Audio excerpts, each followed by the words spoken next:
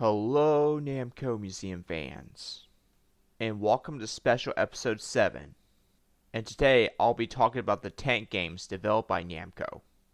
I'm not going to be talking about just one series, I'm talking about multiple series that involves tanks. And I'll be doing them in order, yearly, I would say. Let's begin with Tank Battalion, one of the first tank games developed by Namco in 1980. You play as a tank, and your mission is to destroy all enemies while defending your base. This game may be difficult because most of the enemies were scattered across the maze. Your shots can damage brick walls, so can the enemy shots. This was before power-ups were invented. Even though you had to stay alive in the stage, but you also had to protect your base as well.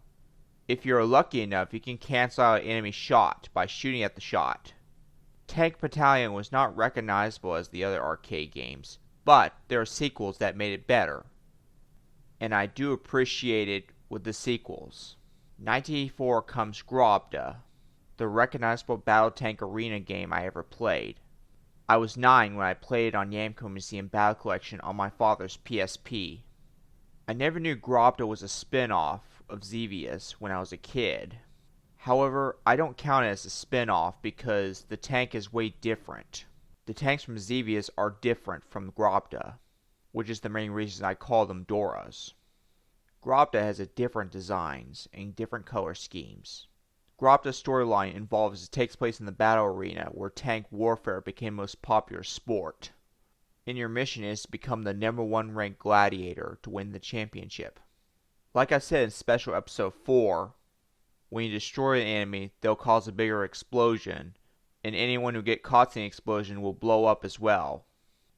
There are different types of enemies that have different abilities, while hyper tanks have shields, and hover robots that fire shots that can chase your tank, and hover fortress fire 4-way shots. Bandai Namco was lucky enough to release Grobda Remix, which is a remix version of Grobda, which was released on 2010 on Namco Museum Megamix on the Wii. You might notice Pac-Man as the gunner, and Grobda has a different build. That's how I recognized it when I was 12 or 13 years old. I talked about Tank Battalion, right? I did mention there are sequels soon to follow. NES or Famicom was lucky enough to release Battle City, which was released only in Japan in 1985. Same as Tank Battalion, but you get power-ups in this game. And 2 players can play at the same time. There are new elements soon to fall, such as the steel bricks, which cannot be destroyed by your shots. If you collect 3 stars, you upgrade your tank into a super tank, and you can fire 2 shots, and these shots can penetrate steel bricks. Trees were added in the game. You can pass through them, however, visibility is tricky. You can't see where your enemies are or your shots. You can't cross water, but bullets can. And ice is quite slippery for your tank. Since I told you that the star power-up increases your firepower, there are power-ups soon to follow. Like the helmet power-up gives you a shield to protect you from enemy fire, and a shovel power-up that allows you to put a barrier around your base to protect it from enemy fire, and the grenade power-up that allows you to destroy all enemies in the field. Sort of like a nuke, but not quite. The tank power-up gives you an extra life, and the timer power-up freezes enemy movements, and you got a couple of seconds to destroy all enemies before they can move again. Battle City was a complete success, although it was limited in Japan. It was ported to consoles on Namco Museum Archives. Arcade Archives was lucky enough to have the Versus version of Battle City. Blazer was a war game released in 1987. You play as a tank emerged from the wreckage of the transport plane, and your mission is to survive the drug cartel happening somewhere in, I don't know what country it is. Probably South America? But anyway, there are 3 vehicles you can play as, such as the helicopter and the speedboat. You play as a speedboat in the final mission. There are power-ups in the game that allows you to upgrade your tank, such as upgrading your fuel tank. And when you go through buildings, you get special power-ups, such as the 4-way shot and the hyper shot. However, I prefer the normal shot because I can fire rockets at enemies on air. Assault was a battle tank game developed by Namco and distributed by Atari in 1988. My father remembered that game pretty well. He was in college when he played at the arcades, which I did not know about. I found out about it when I showed him the arcade game itself. I was a teenager when I played it on Namco Museum Volume 4, which is a PlayStation 1 game. It follows with a story this time. In the game, it takes place in the future.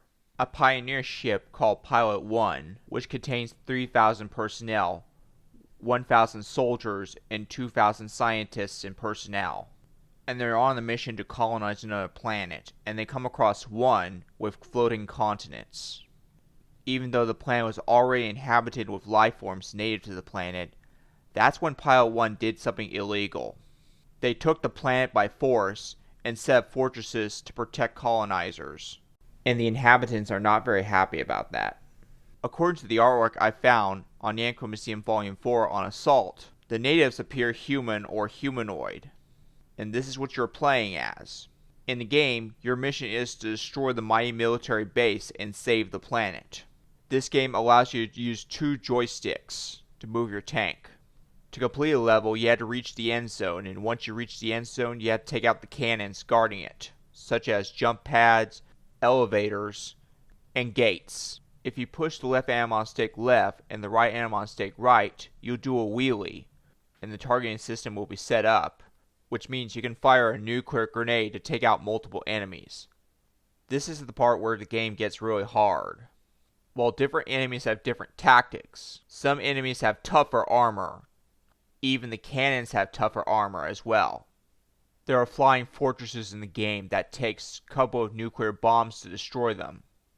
Never got that far in the game on Namco Museum Volume 4 because the autofire feature was not added. Luckily for me, Hamster Corporation released that game on Arcade Archives. Assault Plus, which is an upgraded version of Assault, released in the same year such as 1988, but only in Japan. You select 2 modes, either Easy Assault or Super Assault.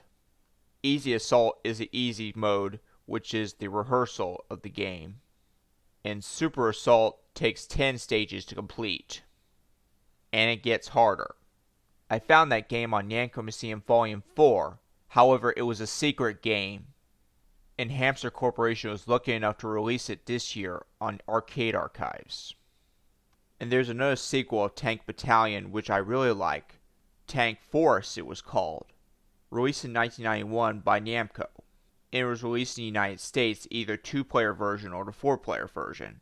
This game has improved graphics and newer enemies, and the game will be much easier if one player defends the base.